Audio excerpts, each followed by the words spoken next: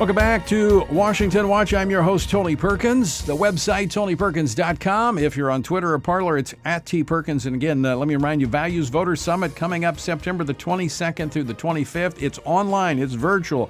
You can be there. Find out how. Go to TonyPerkins.com. All right, so we were talking about at the top of the program with Hans that, we're not talking about making modifications within the current voting structure to accommodate the concerns of those that are in high-risk categories. Look, I get that, and I think we should make accommodations. That's not what's being pushed. What's being pushed is a radical transformation of our voting system with really no time to prepare, which will just lead to total chaos and confusion, and quite frankly, I think it will leave the results in such a manner that Americans won't accept it, which might be what the left's after. I don't know. So what accommodations can be made within the current election models that will not lead to chaos and confusion? What states have already altered their election laws, which were on the verge of doing so? And which ones now are most vulnerable to fraud? Joining me now to talk more about this, Jason Snead. He's the executive director of the Honest Elections Project. Jason, welcome back to Washington Watch. Well, it's great to be back. Thank you for having me. Well, I appreciate the work you do. It's extremely important right now, given what some on the left are trying to do. But let's talk about it. There are some folks out there that are in high-risk categories. They're fearful. Sometimes, I know that some of the fear is legitimate. I also think the media is fueling a lot of that fear, which is giving the left the ability to try to transform our voting system. But let's talk about what can be done under our current election systems to accommodate concern and those that might have health risk that don't want to go to the polls, but they could still vote. Sure. Well, I absolutely agree. I'll say at the outset that there are a lot of people who are in categories of particular vulnerability to the coronavirus, who may contract it between now and the election and don't want to spread it to others. There are lots of reasons why I think folks are concerned about the more or less normal way that we would be voting, which would be just lining up in a line and going to vote in person. So what states have been doing over the past several months as they've been adapting their primaries and planning for November is developing a series of contingency plans, ways that they can adapt their elections and accommodate these sorts of concerns. And we've seen that there are some good models that have been developed and should be built on in November. And then there are some bad models that introduce a number of risks that are not really hypothetical. We're seeing them borne out in practice in a number of these states. And the models that tend to cause the most problems are the ones where states have rushed to transform their voting processes from a traditional, typical in-person voting experience to an all-vote-by-mail race. And we anticipated that anyone that tried to do that on a dime, essentially, make that sort of a transition, would experience a number of problems trying to cope with the demand, trying to cope with the different processes for handling absentee ballots, that we would expect to see that there would be delays in getting ballots out, that there would be delays in processing ballots, that voters might get confused about how the new voting process works and be unable essentially to complete a ballot and make sure that it gets counted. And we've seen all of these sorts of problems in states like New York, in California, in Pennsylvania, parts of Georgia, where they've rushed into an all or mail first election and encountered these sorts of problems. There are other states that have decided that they're going to feature safe in-person voting, and I think that is actually a better way to go, and offering voters the ability to do either in-person or request a mail-in vote. Well, let me ask you about two of those items. First, I want to ask about the latter, that states have made minor adjustments to their systems to accommodate either expanding absentee ballot times and such like that. But you have documented that elections can be held pretty much as normal without risking a viral spike of the coronavirus based upon what we've already seen in some of these primaries. Well, that's right. We've actually got now the benefit of hindsight. We've got experience with multiple states that have conducted elections, and we've got CDC guidance on how to do in-person voting safely.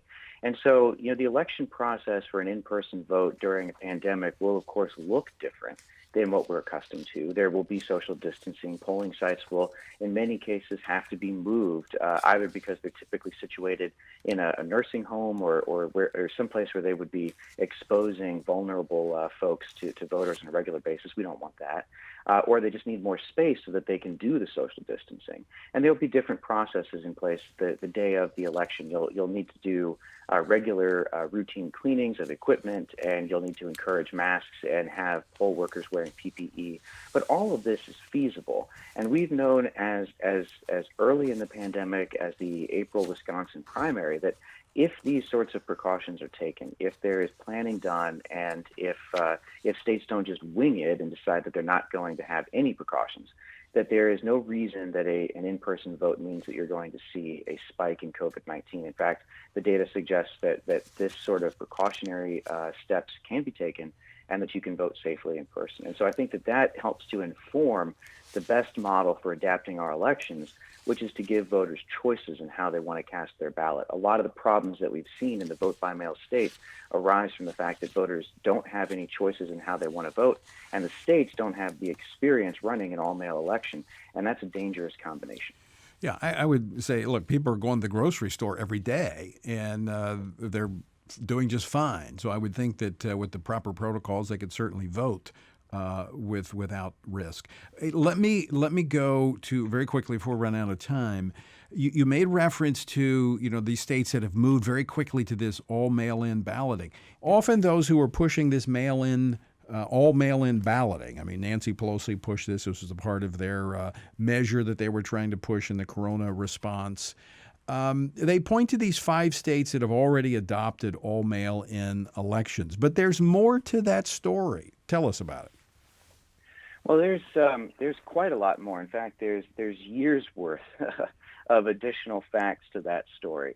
There are 5 states before the coronavirus pandemic struck that had already developed the infrastructure for doing an entirely vote-by-mail election, and this is the sort of election where voters are mailed ballots, and instead of going to the polls, voters do their balloting primarily through the mail. But that process of developing the protocols for voting, of training poll workers, of educating voters on the new methods that they're using to cast their ballots, takes years. And in fact, Washington State is a perfect example of this because they spent roughly a decade gradually expanding the use of regular absentee voting. And then after they reached a certain threshold, spent 5 years of diligent, concerted work on the part of the state to make that formal, permanent change to a vote-by-mail process. So that is a massive amount of work and a commitment to developing really an entirely new architecture and infrastructure for voting. And that's why the Washington Secretary of State, Kim Wyman, has been cautioning her colleagues in other states that if they do not have a lot of history, a lot of experience dealing with large volumes of mail ballots, that jumping to an all-mail election is not the solution for this year. That is not something that you can do at the last minute, that you can just throw together a jury rig, because you're going to run into lots of problems. And in places like New York and New Jersey and other states that have done that, we've seen exactly what she's cautioned against. So part of the problems, obviously, not having the systems in place to ensure the integrity of the balloting by mail. But secondly, and probably one of the most significant, well, I shouldn't say that, because making sure there's integrity is quite significant, probably the most significant issue. But it's just the infrastructure and logistics of being able to process those ballots.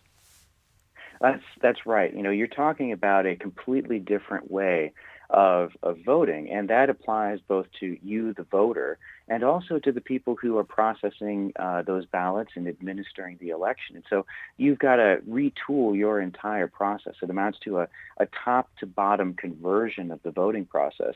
It's not a Band-Aid sort of a fix or anything like that, and it's not the sort of thing that can be rushed into place, because we're talking about a very complex operation. And, any time that you're talking about something as complex as voting, if you are rushing in without advanced planning, without training, without the opportunity to test any of these systems to see, what happens when they fail and what are the likely points of failure, then you're inviting chaos, because the first test of these systems at full capacity will be the November election. And as we've already seen, they've been counting ballots in New York for nearly 5 weeks now since their primaries, because they were totally unprepared, and that was a dysfunctional process. They were totally unprepared and overwhelmed for the number of mail ballots that they were having to process. New Jersey has been hit with voter fraud scandal when they abruptly changed their voting procedures to vote by mail.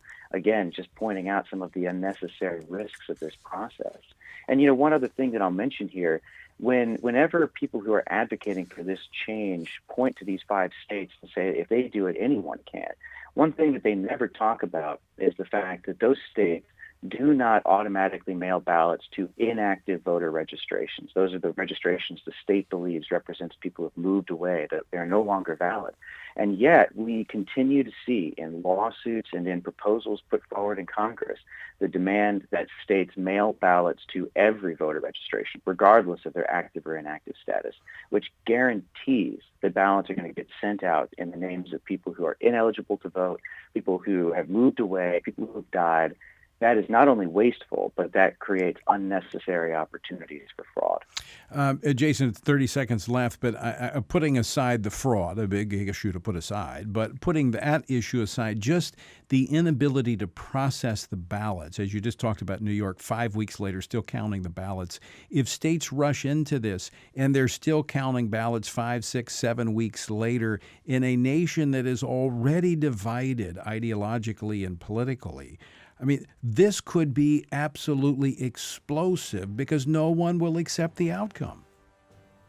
It's going to be, I think, a very significant problem, because not only are you talking about a delay, you're probably going to be talking about a massive amount of incredibly difficult litigation. Mm-hmm. And it's going to be, I think, very similar to Bush v. Gore. And so that is an inflection point, and I think that's going to do damage to the health and the people's faith in our democracy. Yeah, I think you're absolutely right. Jason Snead, thanks so much for joining us. Appreciate the work you do at the Honest Elections Project. Well, thank you for having me.